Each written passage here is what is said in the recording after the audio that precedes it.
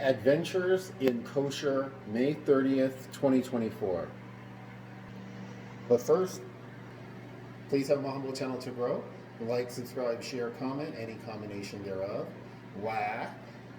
Because you're beautiful on the inside and on the outside. That's why. So I'm becoming a messianic believer. And I'm going kosher because I believe that that's actually the rightful interpretation of the Bible. And I prayed to the Lord. I was like, Lord, I done did all this prepping, and now I got to get rid of a bunch of food.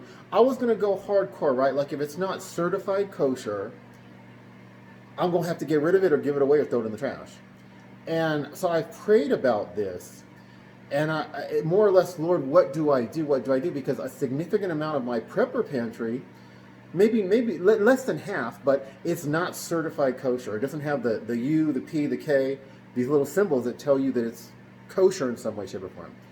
And what keeps popping into my head, and I believe this is from the Lord, some of y'all that is kosher is not going to approve, but in my 20s, this is 2 to 3 decades ago, I went to a Messianic congregation for a year, and one lady who was kind of like in charge told me that her husband, let me see, her husband was half Jewish. She was a Gentile. And she told me that, I do kosher, Neon, of course, but I'm the type of person that if I go to a place and somebody serves me up some beans, and someone tells me, and then somebody else says, hey, that's pork and beans. There's pork in those beans.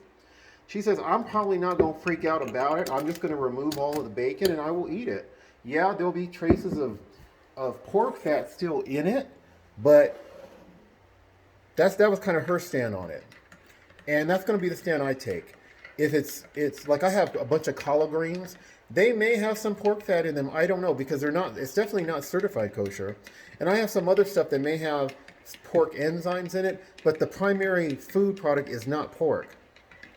Now, all of my ground pork, my bacon, my pork chops, all that stuff. I'm going to be. I've given away a lot of it, and I will continue to give it away.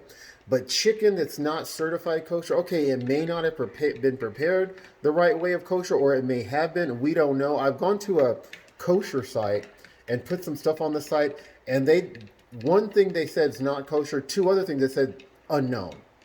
So I'm not going to assume that stuff is not kosher. Or it might have been prepared on shared equipment. Or if there's something that was prepared on equipment, and I know this is not going to sit well with all y'all that is more hardcore kosher. Eventually I will get there.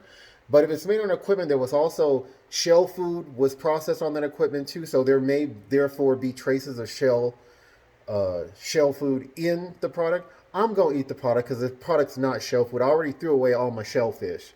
I had a little bit of shrimp left. I just tossed them. So that's been the way. What this lady said kept popping into my head, and I think that for now that's good enough for the Lord. And as time passes, I'll eventually start eating everything that is certified kosher. A lot of my stuff is certified kosher, but a lot of it's not. God bless.